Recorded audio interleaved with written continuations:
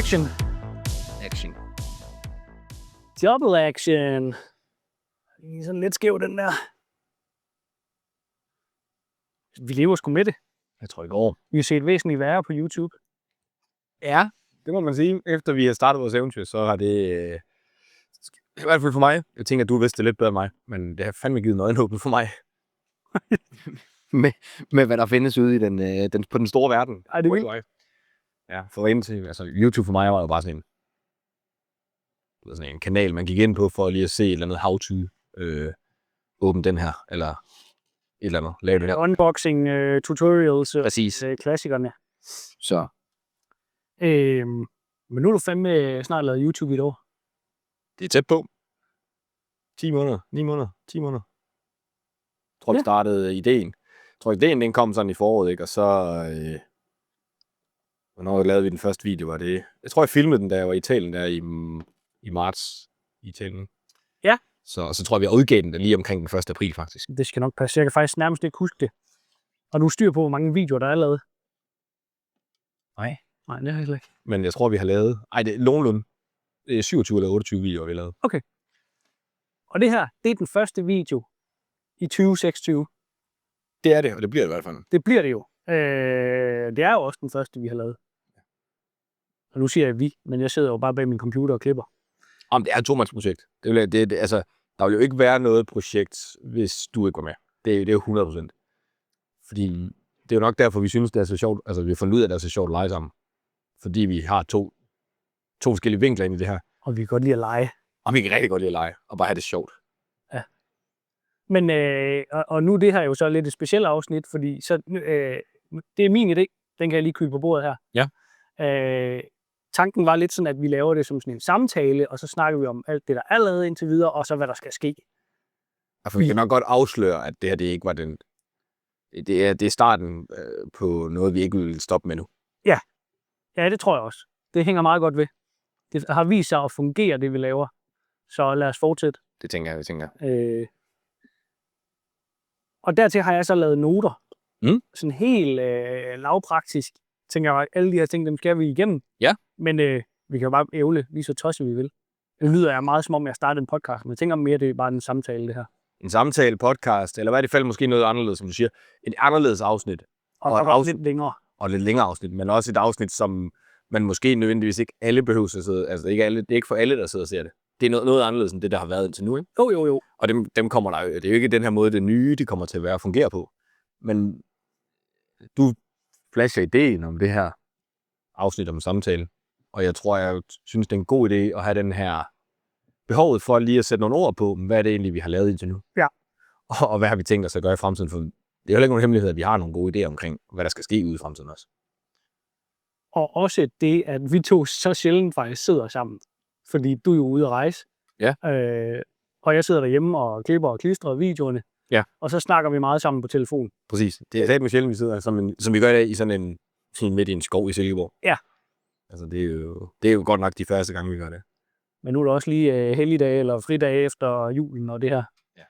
Så, men jeg har faktisk, noget af det første, jeg har skrevet ned, det er sådan, skulle man lige prøve at kortlægge, altså før YouTube-kanalen bliver startet. Ja. Og det er jo måske blevet i talesat i brøkdele i løbet af alle videoerne, men det kunne være, der var nogen derude, der synes det var sjovt at vide, hvordan fanden kom det i spil, det her. Og jeg tror, så vil jeg lægge ud med at sige, at det første, jeg husker, det er noget med, at vi cykler sammen et par gange, og der er jo håbløst stor forskel på, hvor dygtige vi er til det. Jeg puttede mig selv i en kategori af dygtig der. Ja, det er rigtigt. Jeg var bare i den lavere ende af dygtig. Ja, det er fair nok. Det passer nok ikke helt. Men og der lærte vi jo et par stykker af mig og mine venner jo ret hurtigt, at dit liv var radikalt anderledes end vores. Ja. Altså særligt i form af, hvor mange rejsedage der er på et år. Ja. 100%. Og sådan, du ved, den der med, jeg kan huske, det var også starten på vores venskab, kan man sige. Ja, det var det. Altså, fordi vi har jo kendt hinanden mere end et år, stort set. Nej, det har vi. Jeg tror første gang, vi mødes, det til et social ride i den cykelbutik, jeg arbejder i. Cykelsport der. Jeg tror, det er 3. eller 4. januar. Det er første gang, vi mødes. Ja, det er rigtigt, ja. Og det var pissekoldt, og der var sne udenfor. Ja. Det er rigtigt. Det var, jeg tror, det er allerførste gang, vi mødes. Og der kan jeg huske, at jeg kommer hjem og har mødt dig og dine venner. Og siger til Karoline, at nøj, var det en vild oplevelse at møde nogen. Fordi vi falder ret godt i snak, ikke? Og det er en vild oplevelse at møde nogen, der er så radikalt anderledes. Ja. Altså, på en positiv måde. men radikalt anderledes omkring det her, for eksempel om cykling, eller omkring, hvordan man... det var ikke nogen hemmelighed, jeg har arbejdet lidt på det i mange år, og prøvet at få det til at være lidt anderledes, end bare sådan en. Og nu siger jeg bare, det er ikke forklejnet dem, der godt kan lide 8-4 jobs, og godt kan lide at trygge rammer derhjemme. Men jeg har bare prøvet at gøre det på en anden måde. Og nu sad jeg lige pludselig over for en i dag, der virkelig godt kan lide tryghed, og du ved, sådan på den måde. Ja. Altså, jeg er indbegrebet af 9-4, ja. og en stor hobby. Mm. Men jeg kan huske, at på trods af det, så synes jeg jo, fordi jeg har jo lavet så mange kreative ting, eller som sige YouTube før, og podcast og sådan nogle ting, og det var bare ret hurtigt, at jeg tænkte, det er en god historie. Altså, det er jo, du lever jo det, jeg ellers ser på YouTube, andre folk gør. Ja. Og så prøver jeg lige så stille og roligt, nu har vi spolet lidt frem i historien her, men så prøver jeg ligesom stille og roligt at overbevise dig om, at det er en god idé at begynde at filme din hverdag, fordi det vil være interessant for nogen, inklusive mig selv. Ja, og jeg kan huske, du bruger lang tid på det. Ja, fordi, jeg har skrevet noterne. I bruger lang tid på det, fordi det er jo sådan set både dig og så... Ja, der er flere omkring det, der siger, det vil være en fed idé. Altså, min note hedder også starten på kanalen, og så har jeg lavet en parentes, hvor der står sund skepsis. Ja, fordi det er måske nok det, der tegner mig og mit liv tit. Det er jo, jeg har lidt en sund skepsis til mange ting. Og da I kommer og fortæller mig, at jeg skal til at lave YouTube, altså for det første, som vi lige snakker om før, jeg ved nærmest ikke, altså jeg ved godt, hvad YouTube er, men jeg vidste slet ikke, man kunne bruge det på den måde. Nej. Eller jeg havde slet ikke skænket den tanke, at der var nogen, der sad og så sådan noget her. Så var jeg jo virkelig skeptisk over både at skulle starte et projekt på YouTube, fordi der har jeg virkelig ikke brugt noget tid indenfor. Nej. Og jeg har slet ikke lavet et kreativt projekt, som du har lavet det før, på sådan nogle medier. Jeg har prøvet lidt, du ved, at få min Instagram til at give et udtryk, jeg gerne vil arbejde lidt med det, men det er jo slet ikke på samme måde som det her projekt. Så det var ligesom den eneste ting af det. Og så det næste, det var jo det her med... nu tabte jeg livet. Så det ene side var jo skeptisen, og så var det her med at jeg ikke lever et liv... Altså, jeg føler jo ikke, at jeg lever et specielt liv. Nej, det var en lang snak, vi havde. Og den har vi jo... Den diskuterer vi jo stadigvæk. Så sent som den sidste video, jeg laver, hvor vi siger... Hvor jeg slutter altid af med at lave filme, eller jeg filmer det, jeg skal, og så sender jeg det til dig, og så siger jeg, der sker ikke rigtig noget, der er ikke rigtig noget her. Ja. Og den her forståelse af, at jeg laver måske nogle andre ting, eller gør nogle ting på nogle andre måder, end andre folk gør. Og hvorfor skulle det være spændende for andre folk at se? Det havde meget, meget svært ved at forstå til at starte med. Altså det her med, hvorfor skal jeg invitere... Altså jeg vil gerne invitere folk ind, hvis de spørger. Og selvfølgelig vil jeg gerne snakke om den måde, jeg gør det på. Men hvorfor skulle folk gide at se, hvad jeg lavede? Det har nogle gange stadigvæk tendens til at sådan, at synes er lidt svært for mig at forstå. Og jeg blev ved med at vende tilbage til det der ord med, jamen, jeg tror bare, folk er mere misundelige, end man tror, når man gør noget, der ikke er som 9-4. Ja, det kan godt være. Eller misundelig er ikke det rigtige ord, men de synes, det er interessant, fordi det ikke er deres hverdag. Ja. Og så er det ligegyldigt, hvad for en slags hverdag, så længe det ikke er den hverdag, man selv har. Ja, jamen, du har nok helt ret. Og det er nok også det, vi så er kommet frem til. Ja. Når vi så sætter noget i søen, og vi så, hvis man springer frem til der, hvor vi ligesom siger, nu starter vi et eller andet op. Jeg køber et actionkamera, så filmer jeg lidt med det håbløse talent, jeg havde på det tidspunkt, for at filme ting. Og jeg har jo lært absurd meget af dig i forhold til alt det her. Det kommer vi nok tilbage til. Ja, helt sikkert. Men så starter vi ligesom projektet op, og der er jo ikke nogen af os, der sætter os ned og siger, nu prøver vi lige med 2 afsnit. Vi siger bare, at vi starter op, og så ser vi, hvad der sker. Ja. Og så tror jeg i hvert fald ikke. Det er rigtigt. Jeg kan sige for mig selv, jeg har ikke skænket en tanke af, at vi skulle stoppe eller evaluere os og sige, det var bare det. Fordi det er ligesom gået slag i slag, og det er meget naturligt. Og vi har vækstet nogenlunde fornuftigt, tænker jeg. Det tænker jeg også. Helt sikkert. Der kan man jo altid ønske sig mere, men og så alligevel ikke rigtigt i det her tilfælde. Nej, fordi hvis du spurgte mig for et år siden, om jeg ville sælge det her projekt for 2700 følgere, abonnenter og knap 5.000 visningstimer, uafbrudt visningstimer på YouTube, ja.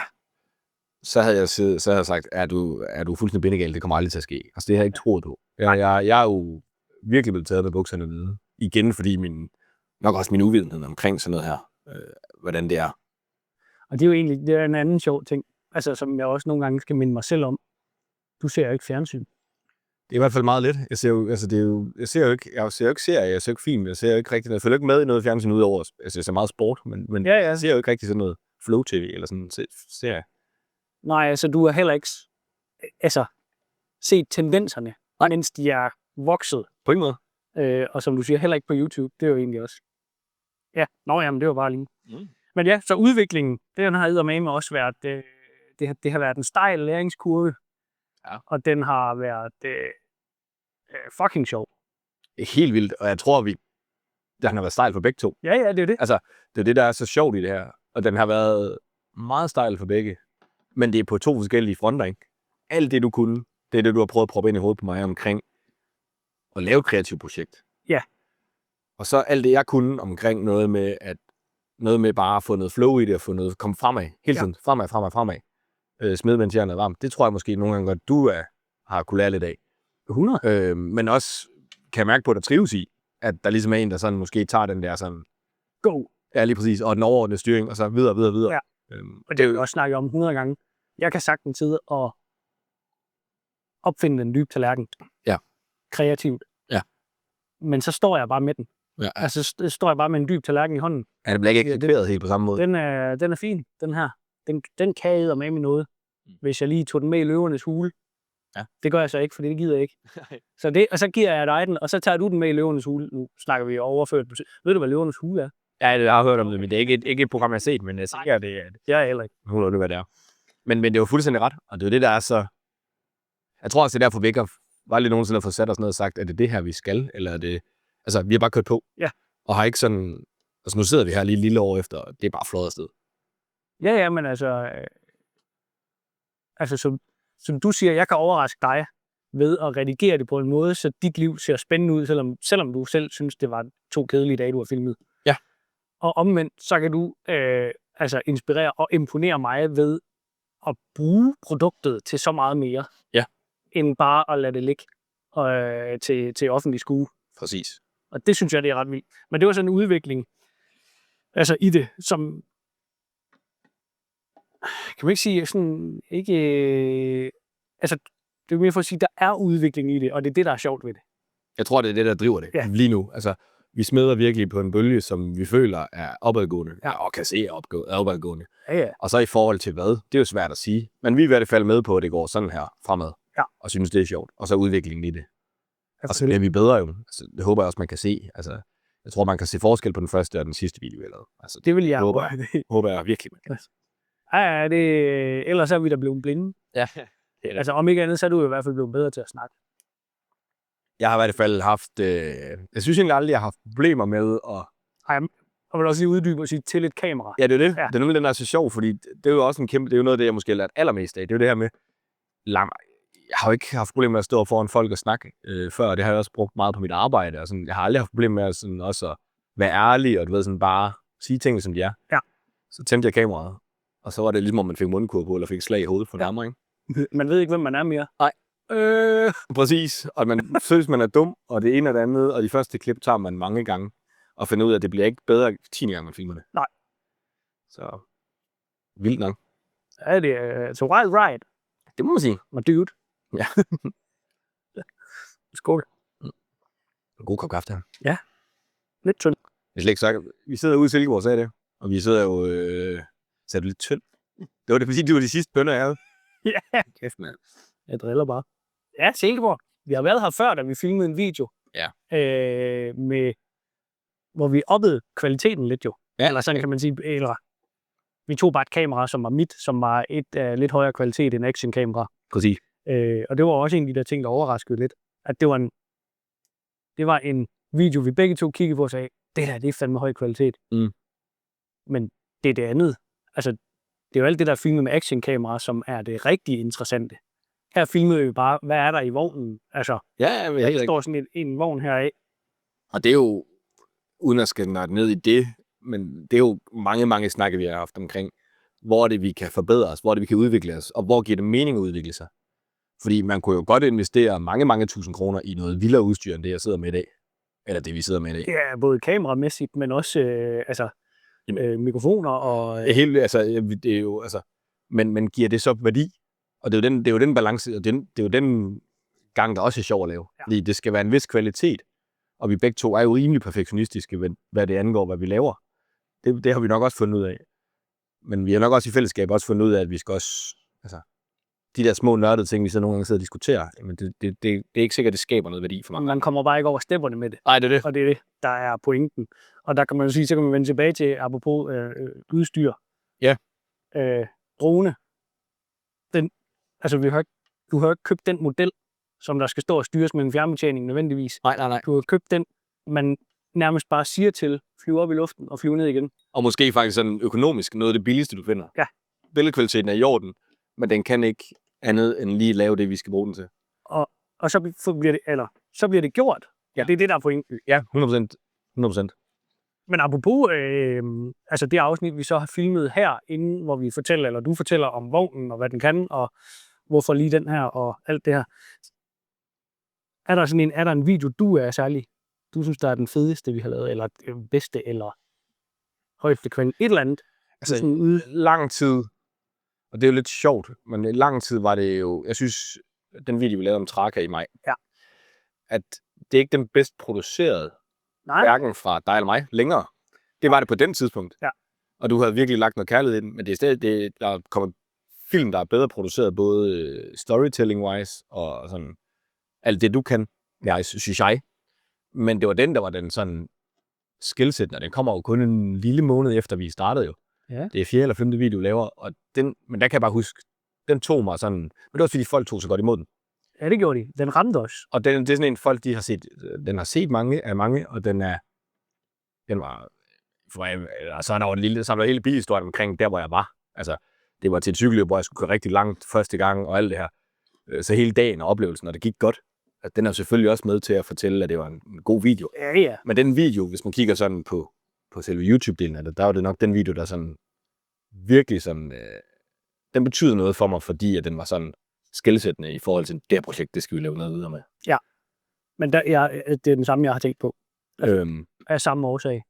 At den fungerede så godt, både det, der blev lavet i selve videoen, men også, at alle de tanker, vi havde haft, allerede der, at det faktisk holdt stik. Det der med, at man behøver ikke se dig køre alle 360 kilometer. Nej. Der er lige så meget i at se pladsen, hvor det starter fra. Og det sjove, det er jo så laver vi jo en række videoer efterfølgende. Og så skal jeg ud og køre fordi jeg skal køre VM, så har jeg et optagsforløb i Holstebro, Gravel. Der er et halvt år senere, stort set. Jeg tror, det starter september. Ja. Hvor vi egentlig tager lidt den samme kasket på, hvor vi så bliver enige om, jamen, og der kunne du endda komme med, fordi det var lige i baghaven. Ja. Så der tager vi jo en lørdag ud og river ud, og så siger vi, hey, vi skulle gerne dokumentere det her ikke ligegyldige gravelløb, fordi det er et rigtig fedt gravelløb, men ikke for mig et kæmpe mål. Nej. Men det var meget, meget vigtigt, fordi jeg skulle have noget bestemt træning og noget eller andet, og nogle løbskilometer i benene. Så, men tage ud og dokumentere det, og så have lidt den samme vinkel på det, at vi behøver sgu ikke se min... der er ikke noget hemmeligt i mine tal. Altså, man må gerne se min computer, cykelcomputer, og det er du altid få min watt-tal og sådan noget. Der er ikke noget hemmeligt i det. Men det er ikke det, vi synes, der er interessant at fortælle.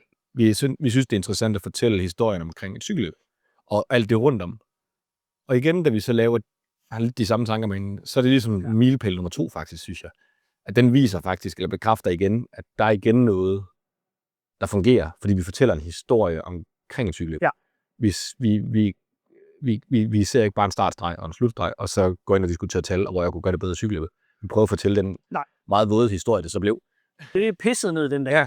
Ja. Men prøvede at tage vores egen vinkel på det. Ja. Og det spiller sgu på en eller anden måde. Så der er sådan, den synes jeg også gav et skub mere. Det 100%. Og den var også fed, fordi, altså vil sige, Traka var jo versionen af den type video, hvor det hele er lidt romantisk. Ja. Spanien. Du har verdens største gravel-løb. I hvert fald Europas største. Europas største, ja. Det er sådan der. Fede typer, der var masser af film, fede boder, fede cykler, altså alting var jo bare lækkert Og du knoklede, og du kom igennem, og du var stolt og glad. Altså virkelig romantisk. Klip til Holstebro i pisregnvejr med altså du ved, en pølse til dessert. Ja, altså cykelløb, der går 3 punkteringer i regnvejr i september, og sådan ikke bare regn, men dødsregn, altså, og tordenvejr. Og... Det var skøjet på alle måder. Jeg tænkte så mange gange, jeg gad ikke engang cykle 20 km. Nej. Og det var 160. Men der fik vi jo et rigtig fint produkt ud af det også. Det er det. Så det er måske også bare, fordi de kan det samme. Det er ikke stedet, eller hvad skal jeg sige, det er ikke det romantiske Spanien, der gjorde videoen. Nej, og det er jo en sjov diskussion, fordi det er jo den, vi har haft så tit før, når jeg nogle gange har lavet nogle film, ikke, og så sendt det til, eller videoer, og sendt det til dig, og så sagt, det er bare lidt kedeligt. Og så har vi faktisk fundet ud af, at det er jo ikke kedeligt. Det er det der med bare at vise, hvordan mit liv er. Ja. Og jeg skal ikke opfinde den dybe tallerken hver gang. Jeg skal ikke hele tiden forny mig i forhold til at tage et vildere sted hen, eller gøre noget, der er vildere på en cykel, eller... Nej. Vi skal bare fortsætte. Ja. Og så, det der måske også er sådan lidt mening med både min Instagram og den her kanal, det er jo også at inspirere folk til at måske bare at gøre de ting, de vil. Altså at tage en stilling til at sige, men hvad er det, jeg gerne vil med? Det lyder meget flot eller stort og flot, hvis man siger, hvad vil man gerne med sit liv? Ikke? Men, jo. Men gør så en aktiv tanke omkring, hvis der er noget, du gerne vil, og have nogle oplevelser. Så prøv at komme derhen og prøve at få det fyret af, imens man kan, ikke? Jo. Ja, nu er det nogle store tanker. Filosofisk nærmest. Altså, mens du kan. Ja. Men ja, der er mange gode tanker bag kanalen. Så havde jeg sådan en... Den kom lige ind i morges, så sad jeg og tænkte, overvejer du også, hvor længe de kameraer kan filme? Jeg sad lige og kiggede på det og tænkte sådan, Vi må stoppe på et tidspunkt. Men 22 minutter. Jeg tænker, det går. Vi satser. Ja. Det er så længe mikrofonerne, de er nogenlunde med. Det ser også ud til at virke, så det er okay. Du har også lys i din. Godt. Det kunne nok ikke passe. Altså, fordi der er jo også blevet lavet fejl før på kanalen. Vi laver også mange fejl. Altså, det gør vi stadig ikke. Ja. Og det er jo, men det er også det, jeg synes, der er sjovt i det. Altså, det er jo fedt at stadigvæk bare have masser at tage fat i. Og blive bedre til. Og noget, der virker åbenlyst, at sidde og snakke om min telefon på bagkant og sige, den der fejl laver vi ikke igen. Går det 14 dage, så laver vi den samme fejl. Ja. Det er sådan, det er. Men det er sådan det. Det er jo en verden, du kan ikke kontrollere alle de her... Nej, det er jo ikke et filmsæt fra Hollywood. Nej, og så tror jeg også bare, det er sådan mere sådan et... Jeg tror, jeg er blevet lidt mere bevidst om, at det her det er håndværk på en eller anden måde. Ja. Altså, det er jo ikke noget, du bare går ned og gør. Det er i hvert fald de færreste, der kan. Jeg tænker heller ikke, det er alle, der kan lære det til UG. Og det er heller ikke sikkert, at jeg kan lære det her til UG. Men jeg har i hvert fald lært mere, end da jeg startede. Og bliver markant bedre. Men som sagt, vi laver stadigvæk fejl. Vi laver stadig de samme ting. Jamen altså, det er på samme måde, tror jeg vil sammenligne det med, at du kan ikke bare sige, at du vil være forfatter, og så sætte dig ned og skrive en god bog, der har den gode fortællerbølge. Nej, du skal ligesom... Eller alle de rigtige greb til at få folk til at læse med. Ja. Men der er bare så mange greb, du kan gøre i det der med, i hvert fald med et kamera og med lyd. Der er så mange greb, man kan gøre, og vi gør jo ikke en brøkdel af dem. Nej. Men vi bruger nogen, og det sætter sådan... Altså nogle gange, når vi ser en eller anden video, så kan man sige, okay, der er vi alligevel lidt foran, fordi vi har nogle greb, eller vi klipper på en måde, der er lidt mere professionel, eller hvad det nu kan være. Der er vi lidt foran nogle gange, og andre gange, så kan man kigge på en anden kanal, og så kan man tænke, hold da kæft, der er bagud. Ja, det er fuldstændig rigtigt. Men er vi bagud, eller er det historierne? Fordi hvis man kun sammenligner historier, dem kan du ikke sammenligne. Det er svært. Det er forskellige liv. Ja, fuldstændig. I hvert fald, hvis man snakker det der vlogging, som det hele er gået lidt over i her. Ja. Og det var jo heller ikke planen til at starte med. Altså, nej. Vlogging, det er også et emne i sig. Det er det. Så der er masser at tage fat på, og der er masser at lære endnu. Og sindssygt. Fuldstændig. Men jeg havde faktisk lige sådan en altså, du har jo mange personlige mål. Ja. I forhold til cykling, arbejde, liv. Jeg er meget sæt dig et mål og gør det. Ja, du er en målmand. Ja, det må man sige. Så der er jeg faktisk nogle gange tænkt sådan, altså, fordi så er der jo kanalens mål, og så er der dine mål. Mm. Og så vender vi lidt tilbage til Traka, men der havde du et personligt mål, som ikke kunne filmes. Ja. Eller i hvert fald ikke filmes, mens du havde fuld fokus på dit eget mål. Nej, det har jo hele tiden været aftalen. Vi skulle ikke min sportslige mål, og det jeg virkelig træner for, at de skulle ikke komplementeres med kamera. Nej. Der er jeg ikke endnu. I hvert fald ikke lige på det niveau, jeg cykler lige nu. Der er vi stadigvæk der, hvor sporten er nok, eller det er vigtigst for mig, fordi det er personligt for mig. Ja, men det er jo også din livsstil. Det er jo dit liv. Præcis. Og så prøver vi at dokumentere det så godt vi kan derudefra. Ja. Men så alligevel, så har vi lige lavet en video for ikke så lang tid siden, hvor du får 2 mails. Ja. Hvor det, der overraskede mig meget, som var noget, du sagde deri, det var, skal jeg filme det, eller skal jeg køre det og opleve det? Ja, det ene af løbene der, det er jo netop sådan en, hvor også fordi det er nyt for mig. Det er jo, hvis vi lige skal opsummere, så er det jo meget længere. Det er 800 km. Ja. Det er 2-3 dage på cyklingen. Ja. Det er jo ikke, og det er jo, nogen kører det som race, nogen kører det som en oplevelse. Ja. Og der bliver det jo første gang for mig også klart, at der kan jeg faktisk vælge til det andet løb, Unbound, verdens største gravel-løb i USA. Der er ingen diskussion. Der er performance frem for alt. Kør. At der er ikke noget der. Og så håber jeg på, at Karoline og min søster, de er klar med et kamera, så vi kan få dokumenteret noget af det alligevel. Og vi snakker også en lille smule om vi kan skaffe noget, der kan sidde på en cykel, uden at det generer os noget der. Men ellers så er det nok noget Traka, der kommer derfra. Så der er ingen diskussion. Men jeg kan jo huske, du siger det til mig, altså den der Badlands 800 km distance i Spanien, det er første gang, jeg faktisk også kan tage mig og sætte mig ned og sige, hvad er det, jeg gerne vil med det her. Ja. Også fordi det er noget helt andet, end det jeg er vant til at køre. Det er nyt for mig også. På løbsmæssigt eller performancemæssigt også. Ikke? Ja. Og jeg tilmelder mig også løbet med sådan en. Nu tilmelder mig, og så håber jeg på, at jeg får en billet. Det er jo sådan et ansøgning eller sådan et. Ja. Og så må jeg tage stillingen til det på det tidspunkt, hvis jeg får chancen. Men hvad er det så, jeg skal køre det som? Og det er jo stadigvæk ikke bevidst om i dag. Nej. Men bare det, at du overvejer det, synes jeg var et skridt i en anden retning, end hvad vi havde sagt fra starten, det ikke måtte, eller hvad det skulle. Præcis. Nærmest, hvad det ikke måtte. Ja. Så og det er jo bare interessant, og så kan man jo, vi kommer også ind på, hvad skal der ske i 2026, og det er jo en af tingene. Det er jo de 2 løb. Ja. Eller løb, eller oplevelse, eller hvad vi kalder dem. Det er det. Og det er jo op til dig. Du finder ud af det på et tidspunkt, hvad du vil til til Badlands. Til Badlands, ja. Ja. Og den skal også tages i god tid, selvfølgelig, den beslutning, fordi der er også noget forberedelse, hvis vi går videovejen, eller dokumentationsvejen. Så åbner du op for Pandoras æske. Den kan jo dokumenteres på så mange måder. Ja. Men det betyder også lige noget med nogle batterier og noget levetid. Der er så mange ubekendte, jeg slet ikke lige kan overskue sammen lige nu. Altså, det er sådan, der er mange ting, der lige skal gå op i en højere enhed. Der, hvis man skal gøre det på den måde. Ja. Så det skal vi også. Altså det bliver.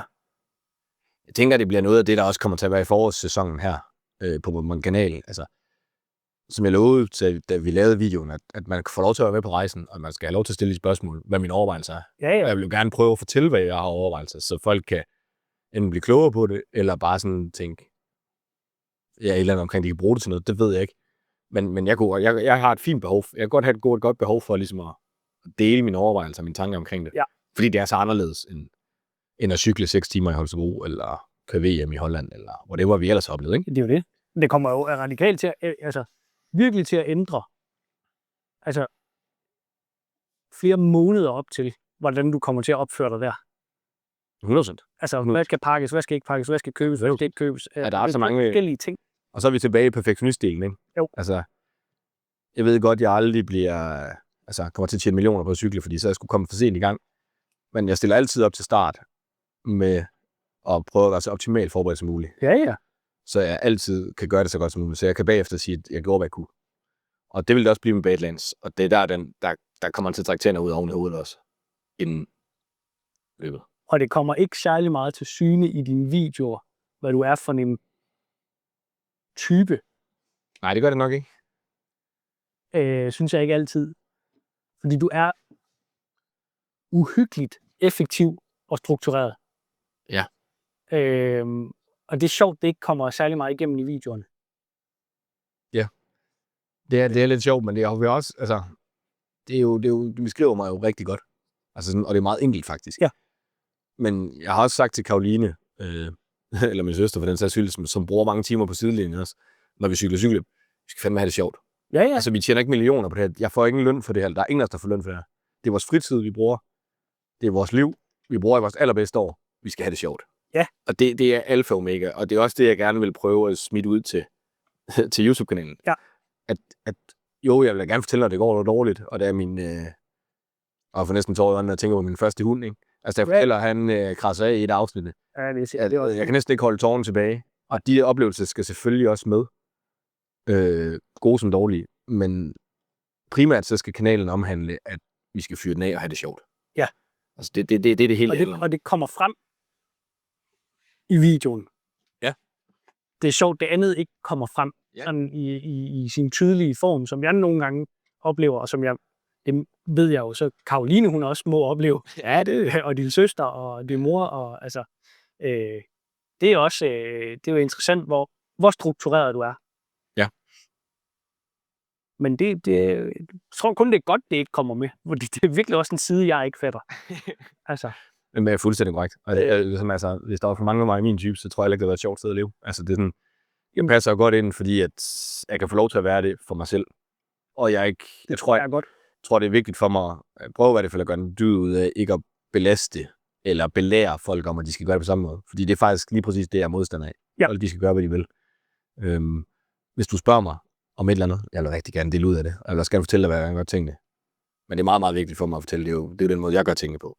Jeg skal ikke belære dig om, hvad den... Nej. Men så har jeg jo taget nogle ting, du siger en gang imellem, og så har jeg jo haft dem op og vende og tænkt, hvordan fanden kan man leve efter det 365 dage om året? Altså, ja, du har sagt, bare stå op og spis din broccoli. Ja. Hvad man græd? Ja, cirka. Det er noget, altså, det er lige en hård fortolkning af det. Ja. 365 dage om året. Sådan fungerer jeg ikke. Og det er jo det, der er så fedt. Og det er derfor, det er så vildt, vi kan sidde her og bruge så mange timer i telefon sammen. Og altså, det er sindssygt. Elske at lave noget sammen, fordi vi er bare diametrale modsætninger på nogle punkter. Ja, det må man sige. Altså, det er virkelig altså sådan virkelig modsætning. Det vil vi snakke om længe, det tror jeg ikke, vi behøver. Nej. Men det er sjovt at have et projekt med en, som jeg tror selv, var det ikke, jo, det tror jeg sagde på et tidspunkt, jeg tror, hvis det her ikke var imellem os, altså projektet, tror jeg aldrig, vi blev venner. Nej, det er nok ret i. Altså, hvis vi skulle tilbage til 10 år, eller nej, det tror jeg 5 år siden. Vi har nok ikke sådan brugt tid sammen, så nej, det tror jeg ikke. Jeg kan ikke se, hvad fanden vi skulle have lavet. Nej. Det er så diametralt modsat, det vi... Altså, det er sådan sjovt, det er sådan... Og igen, det er nok ikke en snak, vi skal snakke for meget om nu, for så kan vi bruge 3 timer på at snakke om værdigrundlag og sådan noget der. Men det er jo sådan noget den stil, ikke? Altså, det er så... Altså, vores værdier er jo egentlig ens på nogle punkter, men så andre punkter er det bare sådan... Vi værdsætter bare forskellige ting, tror jeg sådan. Ja. Ikke værdier, værdsætter måske forskellige... Men det er jo sjovt, du kalder mig perfektionist. Det er du jo. Men på nogle punkter. På nogle punkter, men du er på alle punkter. Ja, de fleste i hvert fald. Ja. Det er i hvert fald, jeg kan næsten ikke komme ud, jeg ikke skulle være på. Men jeg lever meget, altså det er jo meget den der, altså du ved, bare, når man gør ting, så skal man gøre det ordentligt. Altså, og det skal man lade være. Så hvis vi laver YouTube, så skriver jeg til dig, tror jeg, og det er jo sådan en lille sidenote, som vi nok ikke, nu siger jeg det så alligevel, men jeg tror, jeg skrev til dig alligevel i en i første afsnit. Nu laver vi YouTube, og så overtager vi verden. Ja. Altså, og det er sådan, det gør vi nok forhåbentlig heldigvis ikke, fordi så tror jeg også, vi får travlt. Men du ved sådan, the sky is the limit. Så kan du også lære at tale flydende engelsk. Ja, det går ikke. Det duer ikke. I don't speak outlandish. No. Og så gør jeg alligevel lidt, men ikke meget. Hej, Allan, du er i hvert fald tvunget til det. Bare sagt, det ikke er din stærke side. Ikke spidskompetence. Nej.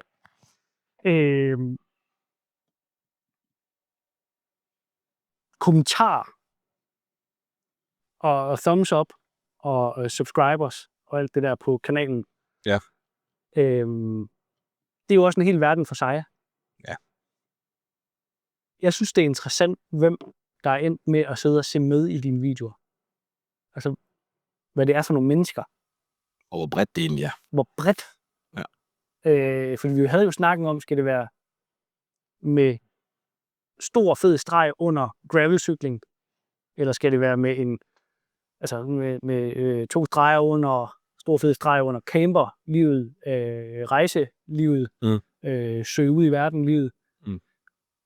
Og så er vi kommet frem til, at det behøver slet ikke, fordi de kommentarfolk, de laver, det handler om alt, du laver. Det er øst og vest. Ja. Og jeg er jo også, i forhold til kommentardelen, altså jeg er blevet sådan virkelig overvældet over, at folk interagerer og vil faktisk Ja. stille spørgsmål. Ægte menneskespørgsmål. Ja, jeg føler mig virkelig, virkelig privilegeret over, at det, vi sidder og laver, bliver til noget, hvor folk de lige reflekterer. Det ryger lige ind. Det bliver ikke bare noget, der kører i baggrunden. Folk, de interesserer sig faktisk for det produkt, vi har lavet. Det er et spørgsmål om gas i vognen. Ja.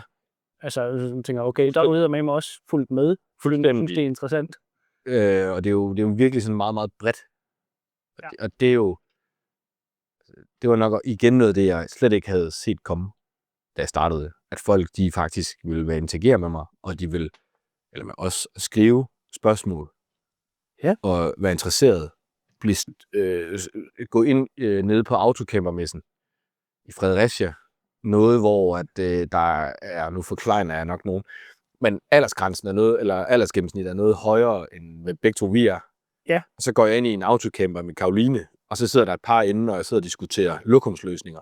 Og så vender de sig rundt og siger, hey, det er sgu da jeg fra YouTube, ikke? Ja. Altså sådan, og det er bare mega fedt, du laver. Og jeg får helt kuldegysning, når man snakker om det, fordi det er sådan, Det er mærkeligt. det er mærkeligt, og jeg bliver da mega stolt på en eller anden måde, over at folk, de faktisk synes, at når man får noget ros til noget, man har lavet, og brugt noget tid på, det er mega fedt. Ja, jamen bestemt. Jeg synes, det er ret vildt. Kører til Italien, i Schweiz med min søster og Karoline i foråret. Kører ned omkring Røde Kro, og så er der en eller anden lille bil, der kører op på siden af os, bare dytter helt vildt. For derefter 6 timer senere, så gå ind og læse på YouTube, at det var en eller anden følger, der kunne skrive, at bare lige ville ønske god tur. Og det var ham, der dyttede ude på motorvejen i den lille hvide op. Altså, det er jo fantastisk. Ja, det er også vildt nok. Og det giver bare sådan lidt, det giver bare noget lysten til at blive ved. Altså også. Og motivationen for at lave et eller andet. Og det er spændende. Ja. Og det er lige så langsomt begynder der også at melde sig nogen, der gerne vil arbejde sammen omkring kanalen, enten i form af sponsorater, eller hvad det nu kan være. Og det behøver vi nok ikke komme ind på. Det kommer jo løbende i 26, og det kommer også an på, hvad vi to overvejer, at kanalen skal og sådan noget om. Ja. Men der er også nogle gode overvejelser omkring det. 100%. Men er der sådan en særlig ting? Er der nogen, der har efterspurgt noget igen og igen? Er det ikke meget kommentar om, gider du uddybe Jo. et eller andet? Så får jeg... der er helt klart et segment, der gerne vil have mere sådan noget gearsnak. Ja. Og det er jo ligger meget op til os som cykelryttere. Ja. Det er cykeludstyr, vi kører på. At det er jo lidt en gearsport. Ja. Så det her med, hvorfor vi vælger, som vi gør. Og jeg havde det jo faktisk lidt med i starten af min første par videoer, der lavede lidt om dæk og lidt om sko og sådan. Ja, pedaler og sådan noget, kan jeg huske. Og vi er blevet nok gået lidt mere fra det. Ja. Og jeg vil rigtig gerne lave mere af det. Men det bliver på en anden måde, og det er jo der, det bliver lidt sjovt. Fordi der har jeg jo lidt til, hvad vi gerne vil lave i 26. Så det gør, at vi lige skal den ligge. Fordi der kommer noget i 26, hvor jeg tror, vi kan omfavne det lidt. Helt sikkert. Så den del er der nogen, der spørger på, og der tror jeg, vi fanger dem på en måde, hvor at man kan aktivt vælge det, men ikke, hvis man ikke er interesseret i hvorfor jeg kører med inliners i min dæk, så slipper man også for det. Ja. Så man kan aktivt vælge det i stedet for. Og men det tror jeg, det bliver... Det kommer til at fortsætte at være med i videoerne, bare ikke i et omfang, som er sådan helt nørdet ned i bunden. Nej. Altså, man kommer jo stadigvæk til at se dig skifte dæk. Fuldstændig. Altså, min hverdag, den vil jo lige sådan det vel. Og hvis der er nogle kommentarer om det, altså, og jeg har noget nyt, og nu skal jeg have de her dæk på, fordi at det skal prøve af, ligesom sidst i Girona, så kommer det selvfølgelig med. Men den nørdede del, den pakker vi nok lidt over i et lidt andet koncept. Ja. Spændende. Ja. Skal jeg lige vise dig, jeg har taget med hjem fra Norge til dig. Har du noget med hjem fra Norge? Ja.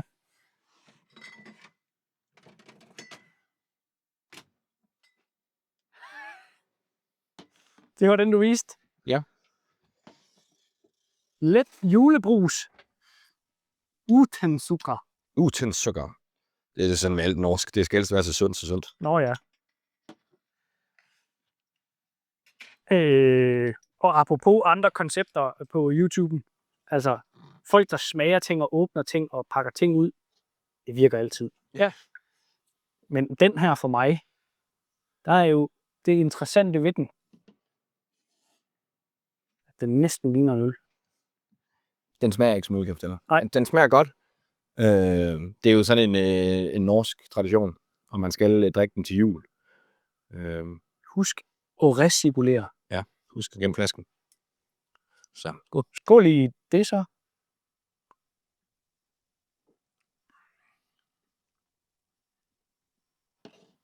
Okay.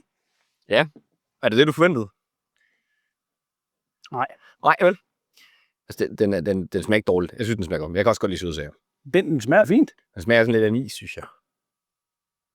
Altså sådan lidt champagnebrusagtigt, eller... Altså, hvis man har fået en champagnebrus, ikke? Ja. Og så er du ligesom som barn taget den ind i munden, og så har du suget saften ud. Det er cirka sådan der. Og så har du drukket det saft, men det is, der er tilbage, der kun smager lidt, det er det. Efter nemlig tynd. Ja, den er tynd.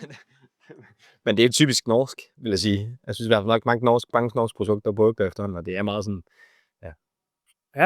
Det er tynde sager i Norge. Ja. Det var lige et tidspunkt.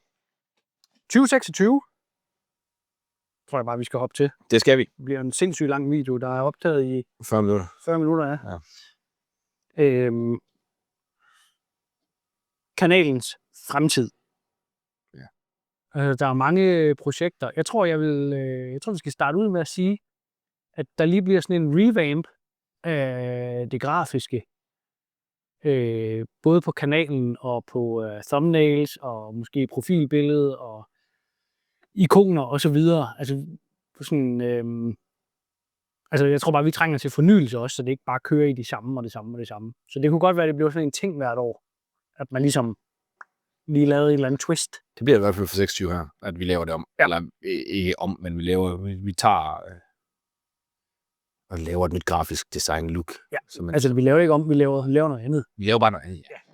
Måske nogle andre farver, eller noget, fordi nu har vi set den der gule farve nok, tror jeg. Det er det. Og det er også meget sjovt at kan kigge tilbage og så sige, det her år, det var alle de her thumbnails, og det her år, det er alle de her thumbnails, eller hvordan vi nu vælger at gøre det. Men der kommer i hvert fald til at ske lidt der, og jeg tænker, der kommer til at ske mange andre ting også. Altså, hvad tænker du med 26 og kanalen? Jamen, ja. Hvad tænker jeg om 26?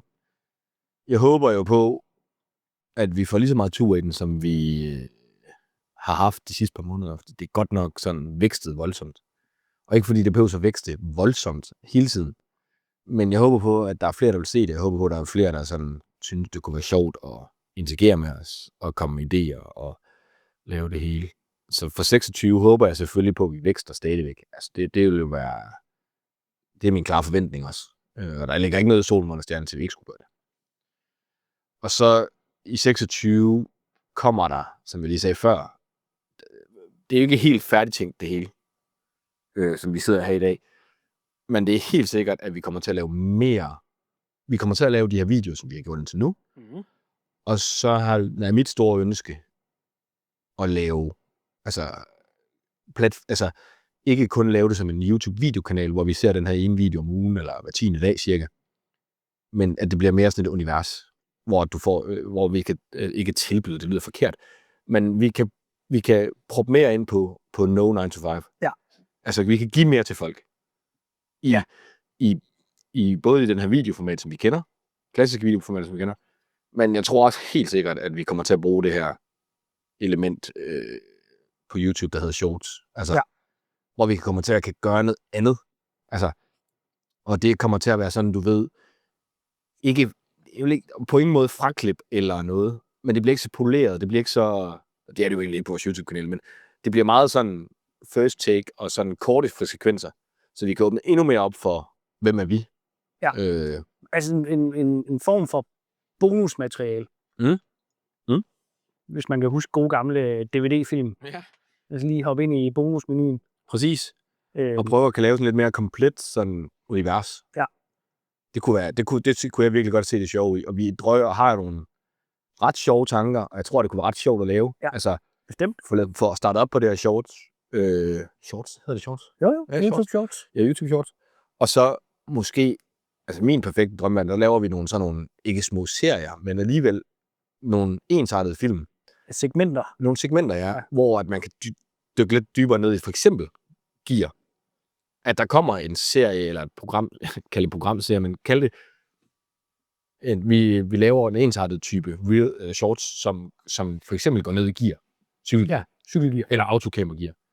Eller Foto, filme, gear. Grej, ikke? Ja. Og så har jeg sådan en lille håb om, at både du og Karoline vil tage godt ind i det. Ja. Fordi jeg kunne godt tænke mig, jeg synes vores line-up lige nu med vores videoer, det kører egentlig rigtig godt. Men jeg kunne godt tænke mig, altså når vi ikke mødes fysisk altid, så kunne det jo være mega fedt, at lige se 30 sekunder hjemme fra dit skrivebord, når du klipper. Ja. Når du sidder og laver et eller andet, du synes, det er sjovt. Eller når Karoline og Otto, de er ude og gå. Så... Apropos, de er lige uden for vinduet. De er lige uden for vinduet nu. Men de har simpelthen, alle de timer, jeg sidder på cyklen, hvor hun ikke er med, Karoline eller Otto, så har de jo mange timer sammen. Og de er altid på adventure. Altså, de farer altid vildt. De laver altid et eller andet. Så sådan... Får noget frokost? Eller? Præcis. Ja. Så for den vinkel med os. Ja. I et kort format, så det ikke er sådan, at man skal sidde og se 10 minutter omkring Otto spise frokost. Men måske bare lige har 1,5 minut. Det er mega sjovt. Ja, jamen, vi er helt enige jo. Så det tror jeg, det bliver... For 26, der tror jeg, det bliver noget, vi kommer til at lægge noget krudt i. Og det bliver ikke noget, der kommer til at starte per dags dato.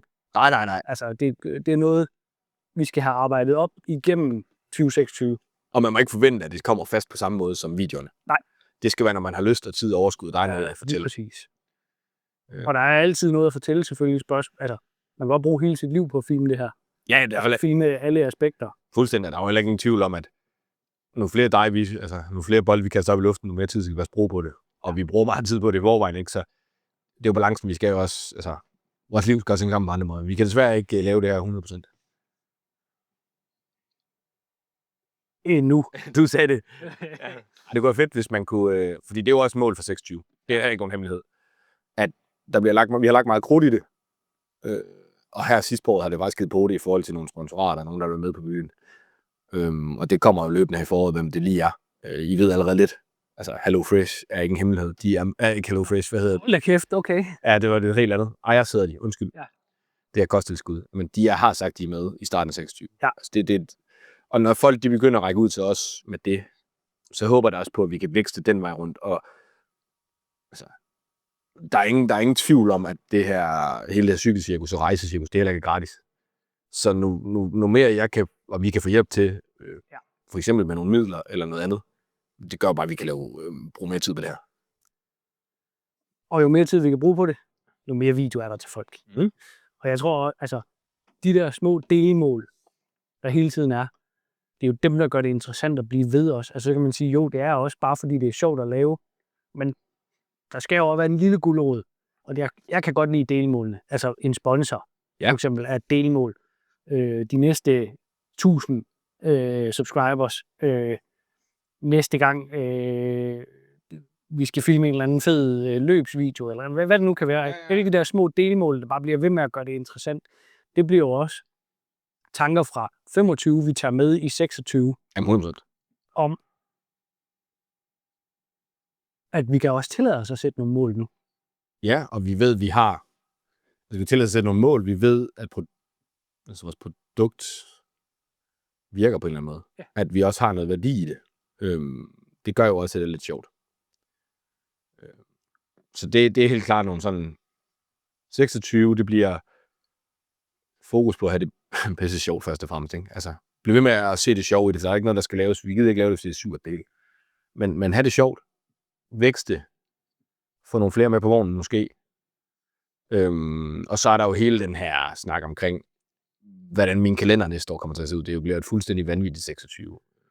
Er der allerede afsløret de 2 store ting? Ja, der er lang tur, men jeg tror, jeg har sådan en årskalender. Sjovt nok, fordi jeg godt kan lide, at det var struktureret. Så tror jeg allerede, jeg ved, hvornår jeg skal ud og køre i bil. Altså, bilen her, hvor lang tid den skal ud af landet næste år. Og det er jo, tror det er 25 uger allerede i 26. Så der kommer rejser, der kommer ture, og vi skal jo til USA, uden bil godt nok, ikke? Men der er jo alle mulige sindssyge oplevelser i vente. Ja. Foruden at vores hverdag, den selvfølgelig også skal dokumenteres, så kommer der nogle helt outstanding store oplevelser, som LI skal selvfølgelig med på. Altså, det er jo ingen tvivl om. Ja, det er Will. Så mangler vi sådan set kun en sponsor fra Lillehammer Bryggeri. Jamen, er den så god? Nej, vi skal sidde og drikke den her hver afsnit. Nej, ikke uden sukker. Så skulle der have været nogle carbs i. Ja, lige præcis. Så skal vi altså have noget sukker på drengen, før det bliver godt. Men interessant at smage den med os. Importeret direkte fra det gode nord. Er der mere at tilføje til det her? Hvad tænker du? Det tror jeg ikke. Jeg tror, det er nogen hemmelighed, at vi har sendt Karoline Otto ud.